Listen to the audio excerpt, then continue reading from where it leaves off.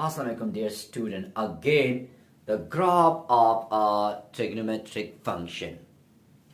यहां पे मैंने एक फंक्शन लिखा है कि y is equal to 3 cos x minus 2। मैं इसका ग्राफ ड्रा करना चाहता हूं और इस फंक्शन का रेंज क्या होगा। तो इस फंक्शन का रेंज कैसे मालूम करेंगे और हम इसका ग्राफ कैसे ड्रा करेंगे। अगर मैं नॉर्मल फंक्शन की बात करूं जो y is equal to cos x एक नॉर्मल फंक्शन है, अगर मैं इसका ग्राफ ड्रा करें स्टूडेंट 0 से लेके 2 पाई तक, तो 1 से लेके -1 एंड +1, मतलब इस फंक्शन की जो मिनिमम कीमत है -1 is less than or equal to y and y is less than or equal to 1।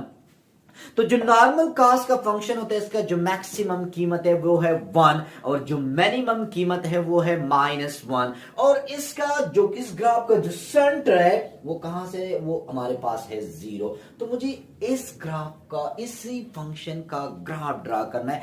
सबसे पहले हम, अगर मैं इस -2 को देखूं तो ये -2 इसका सेंट्रल पॉइंट होगा। लेकिन अगर हम इसकी ग्राफ ड्रा करने की कोशिश करें, आमतौर पर देखिए हमारे पास जो ग्राफ है वो कहां से स्टार्ट कर रहे हैं स्टूडेंट, 1 से स्टार्ट कर रहे हैं। यहां पे 3 cos x माइनस 2 है।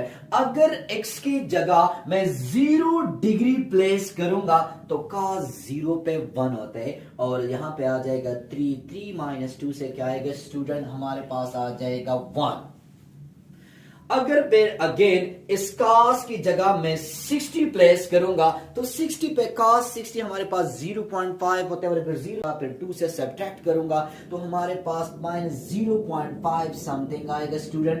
तो इसी तरह अगर मैं ये वैल्यूज प्लेस करते जाऊं स्टूडेंट तो हमारे पास जो नेक्स्ट वैल्यू आएगी वो हमारे पास -3.5 समथिंग इस पॉइंट पे देगा। और अगर 180 प्लेस करूंगा तो cos 180 पे -1 होते हैं, -1 मल्टीप्लाई -3 तो -2।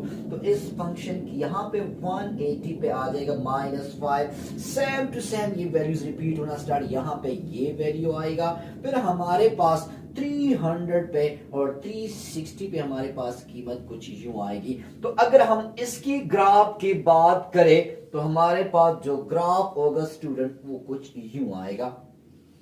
अगर इस फंक्शन की मैक्सिमम मिनिमम की बात की जाए तो देखिए इस फंक्शन हमारे पास मिनिमम इसकी जो वैल्यू है वो -5 है और जो मैक्सिमम कीमत है वो हमारे पास 1 है। तो अगर मैं इसकी रेंज की बात करूं तो इस फंक्शन की मिनिमम कीमत -5 एंड मैक्सिमम कीमत हमारे पास स्टूडेंट क्या चीज है, 1 है।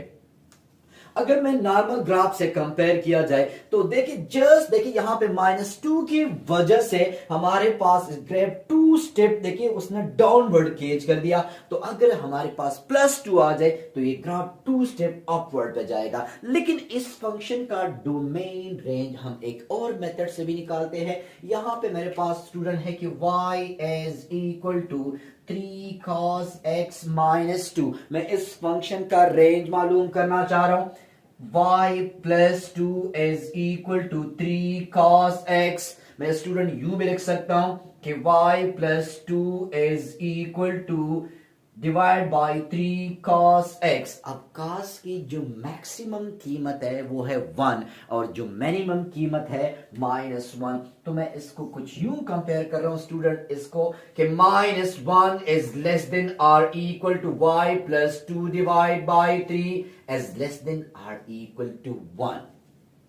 सबको 3 से मल्टीप्लाई किया student, -3 is less than or equal to y plus 2 is less than or equal to 3। सबको 3 के साथ मल्टीप्लाई कर दिया। अब यहां पे मुझे y अकेला चाहिए, +2 को मैं रिमूव करना चाह रहा हूं तो सबके साथ -2 सब्ट्रैक्ट करूंगा। -2 is less than or equal to y and y is less than or equal to 1।